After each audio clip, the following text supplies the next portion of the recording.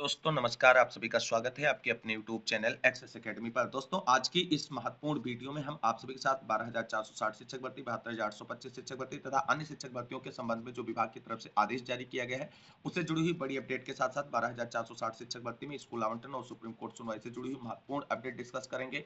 वहीं BEd versus BTC मामले पर 8 अप्रैल सुप्रीम कोर्ट सुनवाई का आदेश हुआ जारी। बीएड चयनितों के लिए अच्छी खबर निकलकर आई सामने आदेश में। वहीं टीजीटी, पीजीटी और असिस्टेंट प्रोफेसर भर्ती में सीट वृद्धि को लेकर के आ रही है महत्वपूर्ण अपडेट नए शिक्षा सेवा चयन आयोग की ओर से। वहीं यूपी पुलिस री एग्जाम एंड ट्रांसफर नीति पर हाईकोर्ट से जुड़ी हुई अपडेट डिस्कस करेंगे। तो आप सभी से निवेदन है वीडियो को बिना स्किप किए हुए अंत तक देखें, जिससे वीडियो में शेयर की गई सारी जानकारी को आप आसानी से समझ सकें। आप वीडियो में आगे बढ़ने से पहले छोटी सी रिक्वेस्ट है कि प्लीज वीडियो को लाइक करें, दोस्तों में शेयर करें। जितने भाई बहन चैनल पे पहली बार विजिट करें प्लीज चैनल को सब्सक्राइब करके बेल आइकन जरूर दबाएं आगे की लेटेस्ट अपडेट पाने के लिए। तो आइए साथियों शुरू करते हैं आज का ये वीडियो। सबसे पहले बात करेंगे 12,460 शिक्षक भर्ती, 72,825 शिक्षक भर्ती तथा अन्य शिक्षक भर्तियों के संबंध में विभाग की तरफ से जारी आदेश से जुड़ी हुई महत्वपूर्ण अपडेट के बारे में। दोस्तों उत्तर प्रदेश में बेसिक शिक्षा विभाग में कई भर्तियां लंबित पड़ी हुई हैं और उन भर्तियों को निस्तारित करने को लेकर के सरकार या विभाग की तरफ से कहीं ना कहीं कोई सक्रियता नजर नहीं आ रही है और उससे भर्ती से संबंधित अभ्यर्थी काफी परेशान नजर आते हैं और उनका जीवन जो है वो किस तरीके से व्यतीत हो रहा है इसको लेकर के विभागीय गंभीरता देखने को नजर नहीं आती है। वहीं अब आप सभी को बता दें 12,460 शिक्षक भर्ती, 72,825 शिक्षक भर्ती में 69,000 शिक्षक भर्ती और 68,500 शिक्षक भर्ती के साथ साथ अन्य शिक्षक भर्तियां जो उत्तर प्रदेश बेसिक शिक्षा विभाग की तरफ से पिछले कुछ वर्षों में आयोजित की गई हैं और आगे बढ़ाई गई हैं, उन पर नियुक्ति प्रक्रियाएं, उनसे संबंधित एक महत्वपूर्ण आदेश विभाग की तरफ से जारी किया गया है। उस आदेश पर नजर डालते हैं। तो दोस्तों यहाँ पर आप सभी लोग देख सकते हैं कि ये एक आदेश है कार्यालय जिला बेसिक शिक्षा अधिकारी हरदोई की तरफ से जारी किया गया है और ये आदेश 4 अप्रैल 2024 को जारी किया गया था। वहीं आप सभी लोग देख सकते हैं इसका पत्रांक बेसिक शिक्षा जो 332-36 आप 2024-25 कार्यालय आदेश के लिए समस्त पटल सहायक समस्त शिक्षक भर्तियों के संबंध में ये आदेश निर्गत किया गया है। जनपद हरदोई के 72,825 शिक्षक भर्ती, 29,334 विज्ञान एवं गणित शिक्षक भर्ती, वहीं 10,000 बीटीसी शिक्षक भर्ती, 15,000 शिक्षक भर्ती, 16,448 शिक्षक भर्ती एवं 12,460 शिक्षक भर्ती, 68,500 शिक्षक भर्ती व 69,000 शिक्षक भर्ती के अंतर्गत नियुक्ति कतिपय शिक्षकों के द्वारा अपनी नियुक्ति के समय कार्यालय में जमा कराए गए मूल शैक्षिक अभिलेखों को वापस किए जाने के संबंध में माननीय उच्च न्यायालय में विभिन्न रिट याचिकाएं योजित की गई हैं।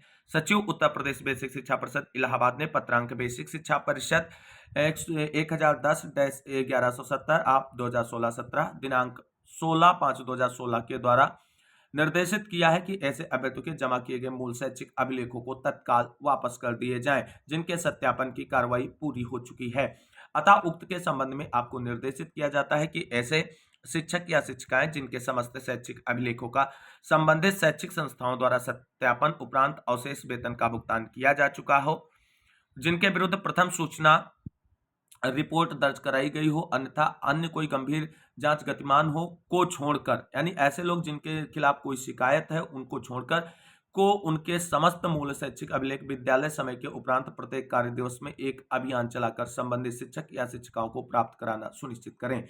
विजय प्रताप सिंह जिला बेसिक शिक्षा अधिकारी हरदोई की तरफ से ये आदेश जारी किया गया है जिला बेसिक शिक्षा विभाग उत्तर प्रदेश के आदेश के अवलोक में। तो कुल मिलाकर के दोस्तों यहाँ पर आप सभी लोग इस आदेश को देख सकते हैं कि ये समस्त शिक्षक भर्तियों से जुड़े हुए शिक्षक शिक्षिकाओं के लिए इंपॉर्टेंट है और सभी के मूल डॉक्यूमेंट वापसी को लेकर के ये महत्वपूर्ण कार्रवाई शुरू की गई है विभाग की तरफ से।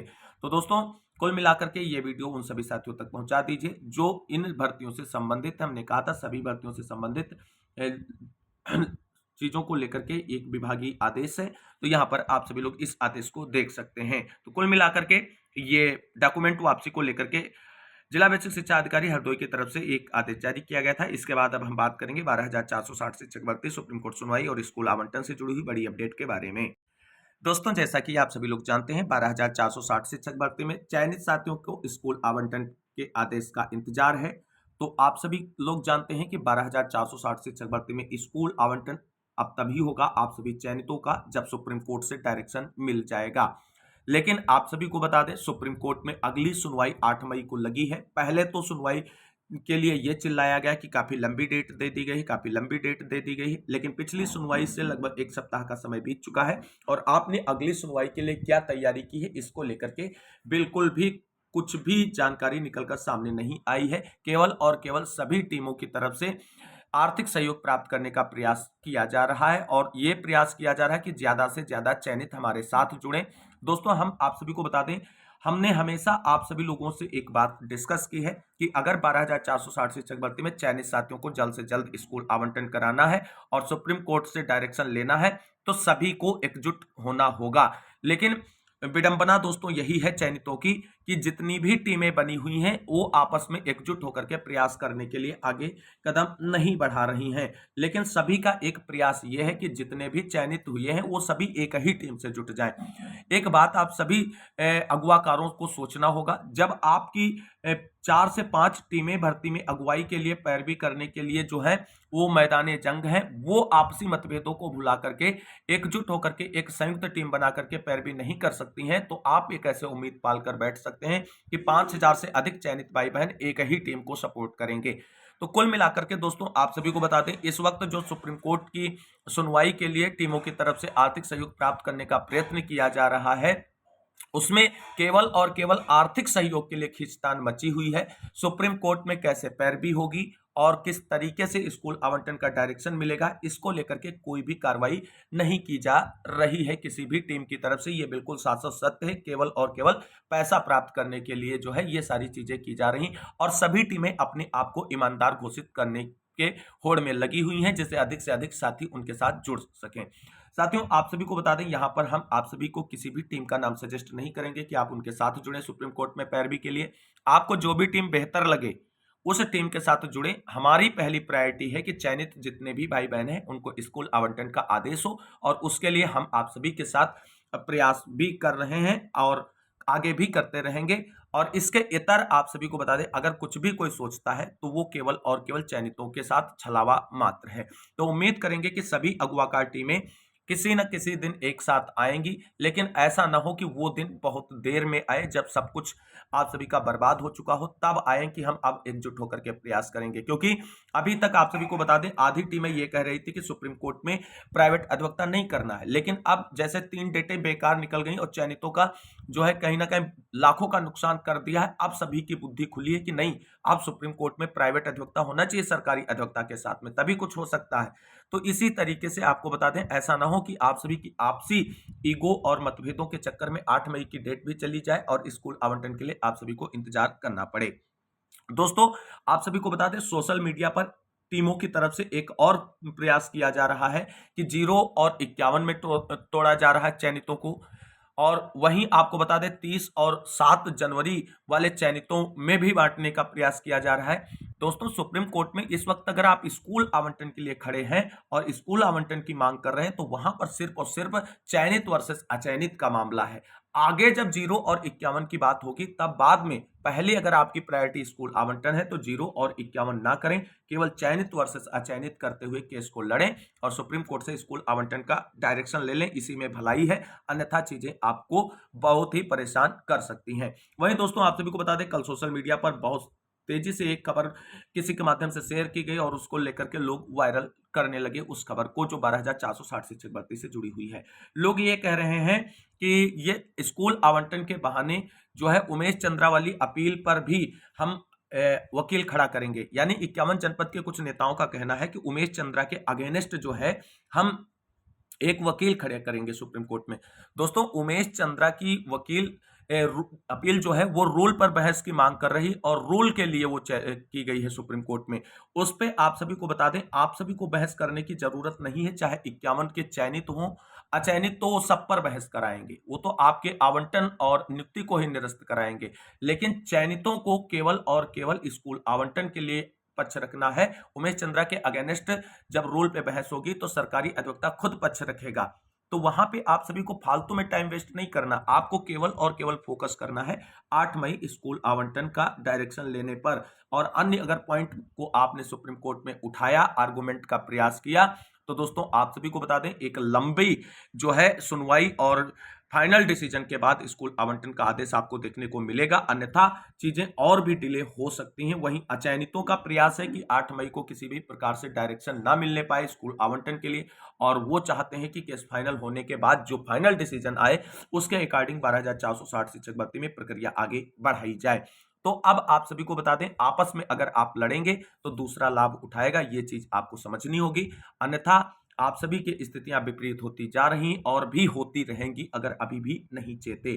तो कुल मिलाकर के 12,460 शिक्षक भर्ती में स्कूल आवंटन के डायरेक्शन को लेकर के 8 मई एक बेहतरीन मौका है सभी चयनितों के पास। इस बेहतरीन मौके पर बेहतरीन तैयारी के साथ बेहतरीन पैरवी करते हुए अगर डायरेक्शन ले लेते हैं तो ठीक है, अन्यथा आप सभी को बता दें 8 मई के बाद अगली सुनवाई की डेट आपको सीधे जुलाई की मिलेगी। अगर इसमें आपने नहीं लिया डायरेक्शन या असफलता मिलती है आपको, तो लंबा इंतजार या फाइनल डायरेक्शन तक इंतजार करना पड़ सकता है, यानी फाइनल जजमेंट तक आप सभी को सुप्रीम कोर्ट में सुनवाई का इंतजार करना पड़ सकता है। फिर आपके पास पछताने के सिवाय और कुछ नहीं बचेगा।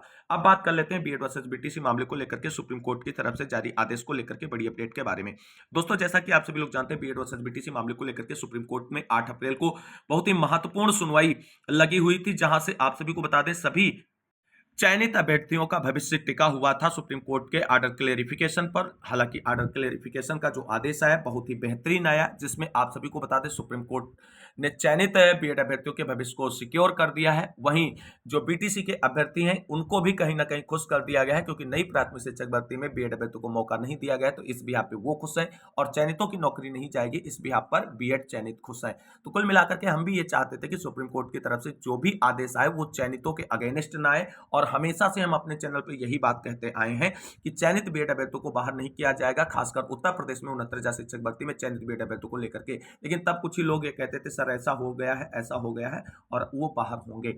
वहीं अब बात कर लेते हैं बीएड वर्सेस बीटीसी मामले को लेकर के सुप्रीम कोर्ट सुनवाई के आदेश जो जारी किया गया उससे जुड़ी हुई बड़ी अपडेट यहाँ पर देख सकते हैं। आइटम नंबर 28 कोर्ट नंबर 3 में इस मामले को सुना गया। सेक्शन 10 में supreme court of India record of proceedings, ये आप सभी लोग देख सकते हैं। Special leave petition civil diary number 8390 of 2024 arising out of impugned final judgment and order dated 16/12/2023 in WPSS number 574 of 2019 passed by the high court of Uttarakhand at Nainital. यानी दोस्तों ये जो बीएड वर्सेस बीटीसी मामले को लेकर के सुप्रीम कोर्ट की तरफ से आदेश जारी किया गया है, ये उत्तराखंड की याचिका पर जारी किया गया है। यहाँ पर आप सभी लोग देख सकते हैं कुलदीप डाबराल एंड अदर्स जो इसमें पिटिशनर थे, और the state of Uttarakhand and others को रिस्पॉन्डेंट बनाया गया था। पूरा डिटेल जो केस के बारे में यहाँ पर दिया गया, कितनी आईए संबंधित थी, क्या क्या चीजें इनसे जुड़ी हुई थी, यहाँ पर आप देख सकते हैं कि डेट क्या है 8/4/2024। This petition was called on for hearing today, और किसके समक्ष सुना गया है ये आप सभी लोग देख सकते हैं, जो जज महोदय हैं उनके समक्ष इस मामले को सुनवाई के लिए रखा गया है। यहाँ पर पिटिशनर की तरफ से ये सारे जो हैं अधिवक्ता हैं उनके नाम दिए हुए हैं, और वहीं आप सभी लोग यहाँ पर देख सकते हैं कि ये रिस्पोंडेंट की तरफ से अधिवक्ताओं के नाम दिए गए। फाइनल जजमेंट की बात करते हैं तो upon hearing the council the court made the following order, यानी उत्तराखंड की स्पेशल अपील पर सुनवाई करते हैं सुप्रीम कोर्ट ने बीएड वर्सेस बीटीसी मामले को लेकर के जिन 3 पॉइंट पे आदेश दिया है उन पर नजर डालते हैं। पहला है permission to file special leave petition is granted, यानी परमिशन दे दी गई स्पेशल लीव पिटीशन फाइल करने की। वहीं दूसरा पॉइंट कह रहा है डिले कंडोनेट, और तीसरा पॉइंट कह रहा है कि we are not inclined to interfere with the impugned judgment and order passed by the high court. The special leave petitions are accordingly dismissed कर दी गई हैं। सभी याचिकाओं को डिसमिस्ड कर दिया गया है। Pending applications if any shall stand disposed of, अगर कोई पेंडिंग है एप्लीकेशंस तो वो भी डिस्पोज्ड ऑफ समझी जाएगी। तो कुल मिलाकर के पहला पॉइंट इंपॉर्टेंट है उत्तराखंड मामले को लेकर के जो बीएड वर्सेस बीटीसी की सुनवाई सुप्रीम कोर्ट में हुई है उसके आदेश में, जहां पर परमिशन जो है स्पेशल लीव परमिशन जो पिटीशन है उसे फाइल करने की ग्रांट कर दी गई है सुप्रीम कोर्ट की तरफ से। इससे बीएड अभ्यर्थियों को राहत मिली है उत्तराखंड में भी। अब बात कर लेते हैं 69,000 शिक्षक भर्ती में चयनित बीएड अभ्यर्थियों से जुड़ी हुई महत्वपूर्ण अपडेट के बारे में। दोस्तों यहां पर आप सभी लोग देख सकते हैं कि सुप्रीम कोर्ट के फैसले से 35,000 शिक्षकों को संजीवनी। सुप्रीम कोर्ट के आदेश के बाद परिषदीय स्कूलों के शिक्षकों को मिली राहत, प्राथमिक विद्यालय में सहायक अध्यापक के पद पर है तैनात। वहीं आप सभी लोगों को बता दें यूपी के परिषदीय स्कूलों में कार्यरत तकरीबन 35,000 शिक्षकों को सरकारी नौकरी से खतरा टल गया है। सुप्रीम कोर्ट के आदेश के बाद बीएड डिग्रीधारी इन शिक्षकों ने राहत की सांस ली है। सुप्रीम कोर्ट ने प्राथमिक विद्यालय में शिक्षक पद पर भर्ती के लिए बीएड डिग्रीधारकों को अयोग्य मानने के 11 अगस्त 2023 के फैसले को स्पष्ट करते हुए कहा कि फैसले से पहले हुई भर्ती पर इसका असर नहीं होगा।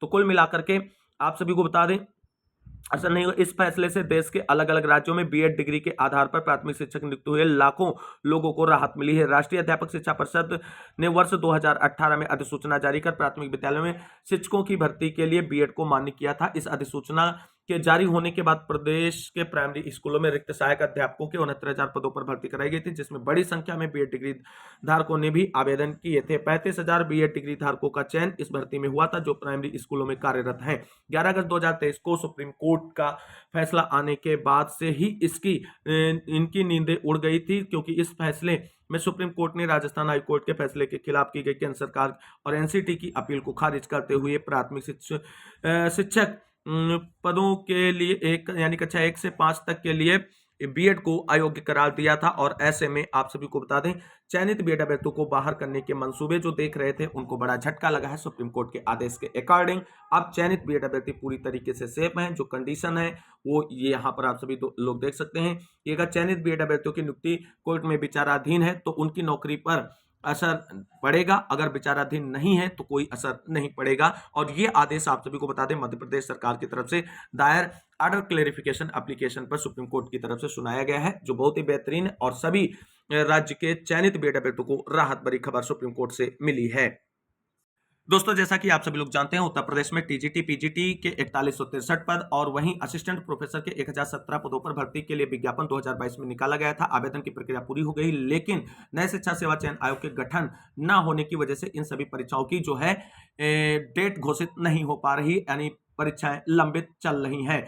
वहीं इसी बीच आप सभी को बता दें, टीजीटी पीजीटी में सीट वृद्धि को लेकर के अभ्यर्थियों की तरफ से लगातार मांग की जा रही है और नए शिक्षा सेवा चयन आयोग गठित होने के बाद प्रयास किया जा रहा है कि टीजीटी पीजीटी में 4163 पद पर आया जो विज्ञापन था, उसमें 25,000 रिक्त पदों को ऐड करते हुए भर्ती प्रक्रिया संपन्न कराई जाए। वहीं इसके बाद आप सभी को बता दें, असिस्टेंट प्रोफेसर भर्ती में सीट वृद्धि को लेकर के आज बड़ी अपडेट है। प्रस्ताव पर बढ़ेगी असिस्टेंट प्रोफेसर के पदों की संख्या। नए शिक्षा सेवा चयन आयोग की पहल का इंतजार। शिक्षकों की सेवानिवृत्ति से अशासकीय कॉलेजों में बड़ी संख्या में खाली हुए हैं पद। 1017 पदों पर 2 साल से भर्ती लंबित है। 1.14 लाख अभ्यर्थियों को परीक्षा का है इंतजार, लेकिन अभी और करना पड़ेगा इंतजार। तो आप दोस्तों, आप सभी को बता दें, इन दोनों भर्तियों में सीट वृद्धि को लेकर के प्रयास किया जा रहा है। अब देखना है क्या असिस्टेंट प्रोफेसर और टीजीटी पीजीटी भर्ती परीक्षाओं में सीट वृद्धि को लेकर के नए शिक्षा सेवा चयन आयोग की तरफ से कोई कदम उठाया जाएगा, या चुनाव बाद जितने पदों के लिए विज्ञापन निकाला गया है उतने ही पदों पर परीक्षाएं आयोजित कराई जाएंगी। जो भी अपडेट आगे से निकलकर सामने आएगी, आप सभी को चैनल के माध्यम से उसके बारे में जानकारी शेयर की जाएगी। मूव करते हैं अगली महत्वपूर्ण अपडेट, यूपी पुलिस एग्जाम से जुड़ी हुई बड़ी खबर की। दोस्तों, जैसा कि आप सभी लोग जानते हैं, उत्तर प्रदेश में 60,000 से अधिक पदों पर यूपी पुलिस कांस्टेबल भर्ती परीक्षा का आयोजन किया गया था, लेकिन पेपर लीक की वजह से भर्ती पुलिस की परीक्षा को रद्द कर दिया गया था। अब उसके री एग्जाम को लेकर के चयन बोर्ड की तरफ से बड़ी कार्रवाई शुरू कर दी गई। यहाँ पर आप सभी लोग देख सकते हैं, पुलिस भर्ती परीक्षा के लिए मांगी शिक्षण संस्थानों की सूची। यूपी पुलिस भर्ती परीक्षा को कराने के लिए एक बार फिर से तैयारियां शुरू हो चुकी हैं। इसके लिए जिले में परीक्षा केंद्र बनाने के लिए भर्ती बोर्ड ने शिक्षण संस्थानों की सूची मांगी है। इस पर जिला विद्यालय निरीक्षक कार्यालय की ओर से 35 विद्यालयों की सूची भेजी गई है। उत्तर प्रदेश पुलिस भर्ती एवं प्रोन्नति बोर्ड की ओर से पिछले 17 और 18 फरवरी को आरक्षी पद के लिए लिखित परीक्षा कराई गई थी। परीक्षार्थियों ने पेपर लीक पर धरना प्रदर्शन किया था। इसके चलते मुख्यमंत्री योगी आदित्यनाथ जी ने परीक्षा को रद्द कर दिया था। 6 माह के भीतर फिर से परीक्षा कराने की बात कही थी और उसको लेकर के भर्ती बोर्ड की तरफ से जो है आगे की कार्रवाई और सेंटर अलॉटमेंट को लेकर के प्रक्रिया शुरू कर दी गई है। और चुनाव बाद आप सभी को बता दें, उत्तर प्रदेश पुलिस कांस्टेबल भर्ती परीक्षा आयोजित होती हुई आप सभी को नजर आ सकती है। दोस्तों, सरकारी कर्मचारियों के स्थानांतरण को लेकर के हाईकोर्ट का अहम आदेश हुआ है जारी। क्या है खबर, जरा जान लेते हैं। तो आचार संहिता लागू होने पर नहीं कर सकते हैं तबादला आदेश का क्रियान्वयन। सरकारी कर्मचारियों के स्थानांतरण पर हाईकोर्ट ने ये अहम आदेश दिया है। इलाहाबाद हाईकोर्ट की लखनऊ खंडपीठ ने कहा कि आदर्श आचार संहिता लागू होने के बाद पूर्व से जारी स्थानांतरण आदेश को भी क्रियान्वित नहीं किया जा सकता। ऐसे में स्थानांतरण आदेश के क्रियान्वयन के लिए चुनाव आयोग की अनुमति आवश्यक है, या कहते हुए कोर्ट ने जल संस्थान झांसी के महाप्रबंधक मनोज कुमार आर्य के स्थानांतरण आदेश को खारिज कर दिया है। हालांकि कोर्ट ने कहा कि सरकार नियमानुसार याचिका स्थानांतरण करने के लिए स्वतंत्र है। तो कुल मिलाकर के यहाँ पर आप सभी लोग देख सकते हैं, जो ये आदेश हाईकोर्ट की तरफ से जारी किया गया है, इसका तात्पर्य है कि लोकसभा चुनाव की आचार संहिता लागू है और ऐसे में सरकारी कर्मचारी कोई भी होगा, उसका स्थानांतरण आदेश जो है लागू नहीं किया जा सकता है, यानी क्रियान्वयन नहीं किया जा सकता है। और कुल मिलाकर के आप सभी को बता दें, सरकार अगर स्थानांतरण की प्रक्रिया को आगे बढ़ाना चाहती है तो वो स्वतंत्र है, लेकिन इसके लिए उसे चुनाव आयोग से परमिशन लेनी पड़ेगी। तो स्थानांतरण से जुड़ा हुआ ये महत्वपूर्ण आदेश बहुत इंपॉर्टेंट है आप सभी के लिए, खासकर शिक्षक भर्तियों से जुड़े हुए अभ्यर्थियों के लिए। अब बात करेंगे दोस्तों फाइनली कि कुल मिलाकर के 12,460 शिक्षक भर्ती के चयनित साथी आपसी मतभेद बुला करके अगर प्रयास करते हैं तो 8 मई एक बेहतरीन दिन हो सकता है और स्कूल आवंटन के लिए सुप्रीम कोर्ट से डायरेक्शन मिल सकता है। अन्यथा लंबा इंतजार और लंबा संघर्ष और आपकी कष्ट भरे जीवन के दिन बढ़ते ही जाएंगे और लोग लूटने के लिए नई नई टीमें बनाकर मार्केट में आते रहेंगे। तो आज की इस वीडियो में बस इतना ही। इस वीडियो को अंत तक देखने के लिए सभी साथियों को तहे दिल से शुक्रिया, बहुत बहुत धन्यवाद। मिलते हैं अगली वीडियो में, तब तक के लिए सभी साथियों को जय हिंद, जय भारत, वंदे मातरम।